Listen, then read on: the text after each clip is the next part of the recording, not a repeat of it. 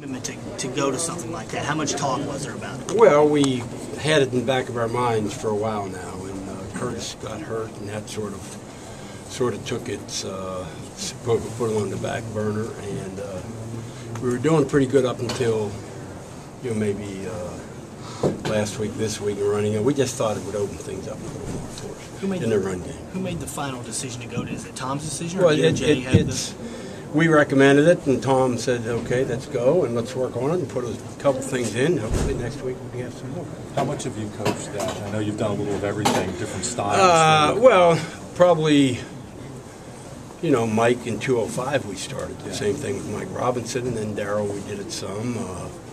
And then these guys, we were Derek Williams. We did it with him also. So it's not something we're not familiar with. I don't think the time presented itself that was something that we were going to go to, and just because of Drake being hurt. And Belton ran some in high school, so we thought he'd be a good addition. So we worked on it this week. I don't know how many times we ran it, used it. Maybe 20, which is about what we thought we might do. Galen, how tough was it to prepare for today's game and get up for it, given in the wake of yesterday's news? Well,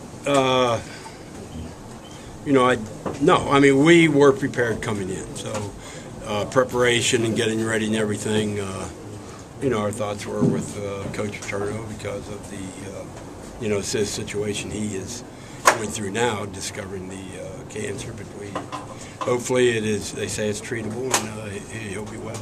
You've known Joe longer than anybody. What are your feelings to hear something like that for you about your friend? Shocked as I was when we heard about the other situation, and But the good thing is, they say it's treatable. Joe's a fighter, and I'm sure that he will treatable, and he will come back. How difficult have these couple of weeks been with everything that's gone on? Coaching changes, the news about Joe. I mean, it's like every 5 minutes something is coming out. Yeah, I mean, it's you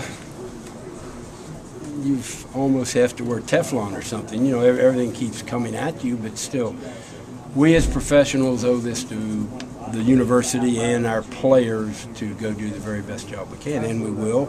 We'll continue to do that, and whatever happens, happens. You talk about Stephon today. He seemed to bring an extra gear to that offense.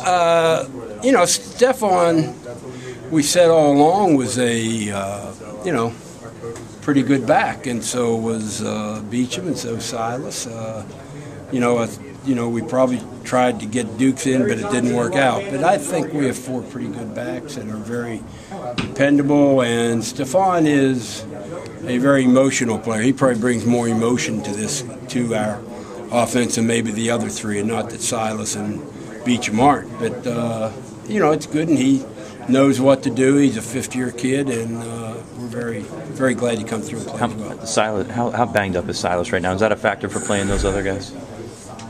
Probably a little bit, yeah. Silas has that shoulder, and there's probably a little bit of a concern where we're probably a little bit more ready to play the other kids because Silas didn't practice much on Tuesday, and Wednesday, Thursday he got some snaps. But we have confidence in Beecham and Green, and not afraid to throw him in any game. You brought up Dukes a little bit earlier. Is there a reason we haven't seen him last? Just that in the flow of the game, these guys probably have more experience than Curtis does. And I think Curtis is going to be a very good back for us. But I just think in the heat of the game and our schedule and everything, the way it's going, I think those other guys are probably a little bit more experienced. Well, I know they're more experienced. It's probably looking ahead a little bit, but with Joe out, any thoughts on your future?